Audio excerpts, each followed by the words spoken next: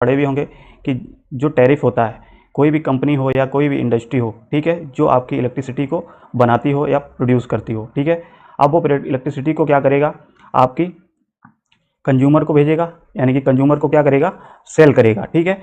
तो कंज्यूमर को सेल करने के जो तरीके को या मेथड को ही हम लोग क्या कहते हैं, टैरिफ कहते हैं, ठीक है। तो टैरिफ क्या होता है, कंज्यूमर को बेचने के मेथड को ही हम लोग क्या कह देते हैं, टैरिफ कह देते हैं। अब ये टैरिफ जो है बेसिकली वो डिसाइड किया जाता है कि कौन सा टैरिफ हमको कंज्यूमर पे लगाना है, कौन सा हमको कंज्यूमर पे नहीं लगाना है।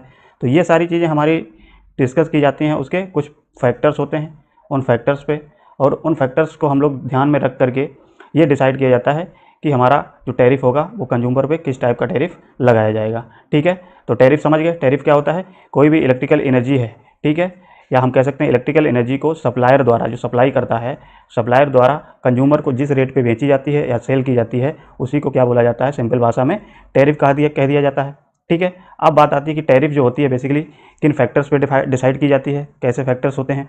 तो good morning everyone, Ayush, Manish, Sonu, Sitesh, Avinash, सभी लोगों को गुड मॉर्निंग एवरीवन, ठीक है।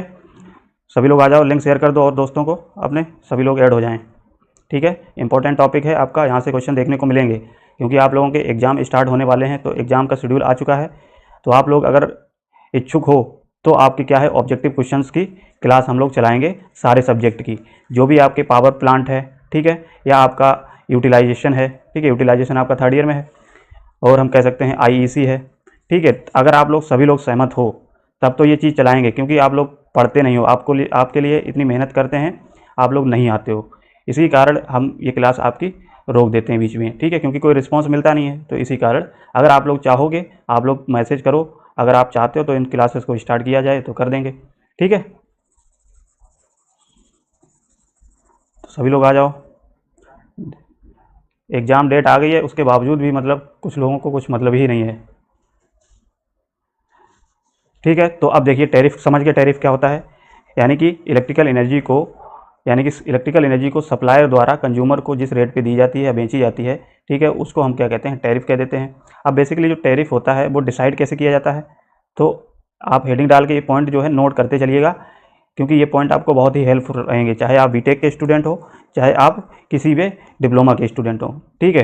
तो देखिए इसमें क्या है, मान लेते हैं टैरिफ की कि किन फैक्टर्स पर डिफाइंड किया जाता है, तो लिख लेंगे फैक्टर,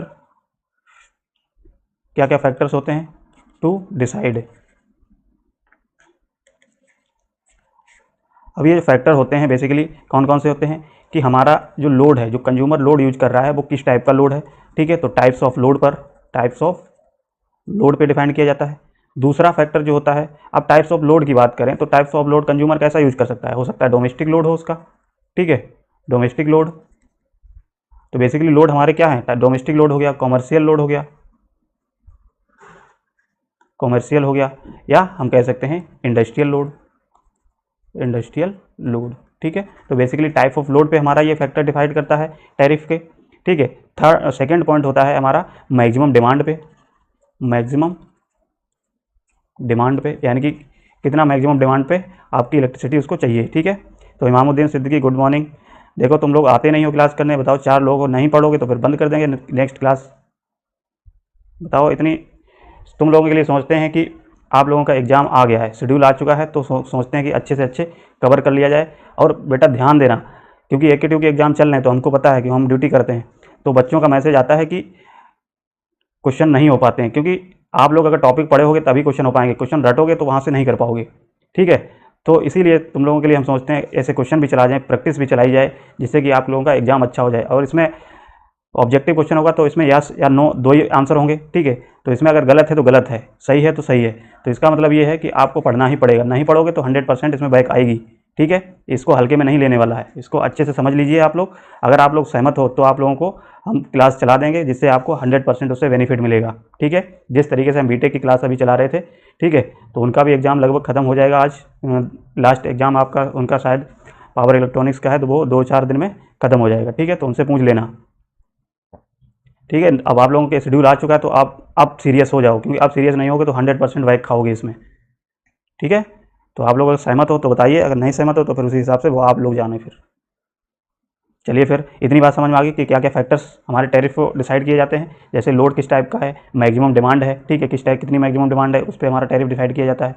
थर्ड हम कह सकते हैं कि जो पावर फैक्टर, आपने देखा होगा कि जो पावर फैक्टर का रोल हमारा होता है इलेक्ट्रिकल एनर्जी में, या सॉरी इलेक्ट्रिकल इंजीनियरिंग में सबसे ज़्यादा आपका पावर फैक्टर होता है इलेक्ट्रिकल में, ठीक है। पावर फैक्टर कह सकते हैं ऑफ द लोड।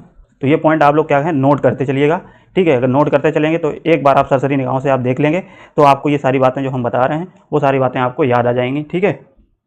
तो टॉपिक बेसिकली आपको क्वेश्चन जो पूछे जाते हैं वो इसी तरीके से पूछे जाएंगे कि आपने पढ़ा है किस टाइप से है, ठीक है। तो अब देखिए ये हो गया। फोर्थ हमारा जो पॉइंट है फैक्टर, हम कह सकते हैं कि एनर्जी जो यूज कर रहे हो, कितनी आप एनर्जी को यूज कर रहे हो, amount of energy use, amount of energy used, ठीक है।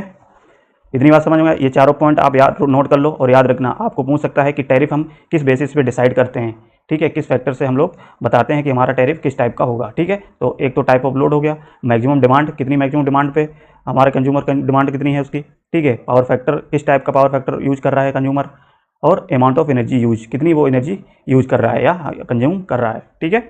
इतनी बात समझ में आ गई सब लोगों के, बताइए। इतनी बात समझ में आ गई हो तो यस करके सेंड करिए। अब देखो ये तो हमने बता दिया, अब एक चीज़ और समझेंगे। जैसे पावर फैक्टर का रोल हमने आपको बताया था कि पावर फैक्टर का बहुत बड़ा रोल होता है। इसीलिए क्या होता है, अगर हमारा सपोज करिए पावर फैक्टर क्या है, अगर लो हो जाता है, ठीक है, तो हमारा उस केस में हमारा क्या होगा, उसकी कॉस्ट बढ़ जाएगी। जो बिलिंग कॉस्ट है, जो आपका बिल आता है उसका भी कॉस्ट बढ़ जाएगा। कैसे बढ़ेगा, तो सबसे पहले इसका रिलेशन देख लेते हैं। जैसे मान लेते हैं कि पावर फैक्टर है ये आपका, अगर ये पावर फैक्टर आपका सपोज करिए लोड का पावर फैक्टर या कंज्यूमर का जो पावर फैक्टर है, अगर ये लो होता है, ठीक है, तो लो होता है, तो लो होने से क्या होगा, हमारा सीधा इफेक्ट किस पे पड़ता है, प्लांट की इकोनॉमी पे, प्लांट की इकोनॉमिक्स पे, ठीक है। इतनी बात ध्यान है। अब ये कैसे पड़ता है प्लांट की इकोनॉमी पे, तो देखिए जैसे ही हम जानते हैं कि अगर लो पावर फैक्टर हुआ तो लो पावर फैक्टर हमारा क्या करता है, लो पावर फैक्टर होने से हमारा क्या होगा, जो लोड की करंट होगी वो हमारी लार्ज होगी। लोड करंट जो होती है वो लार्ज लोड करंट हमारी कंज्यूम करेगा जनरेटिंग स्टेशन से, ठीक है। तो जनरेटिंग स्टेशन से या सप्लायर से ज़्यादा करंट कंज्यूम करने की कोशिश करेगा अगर लो पावर फैक्टर होगा, क्योंकि आप रिलेशन देख चुके हो, हमने आपको बताया था। अब जब ज़्यादा करंट फ्लो करेगी तो ज़्यादा करंट फ्लो करने से हमारा क्या होगा, हमारा आई स्क्वायर लॉसेस भी बढ़ जाएगा, बताइए, क्योंकि सीधा डायरेक्टली प्रोपोर्शनल किस पे है, करंट पे।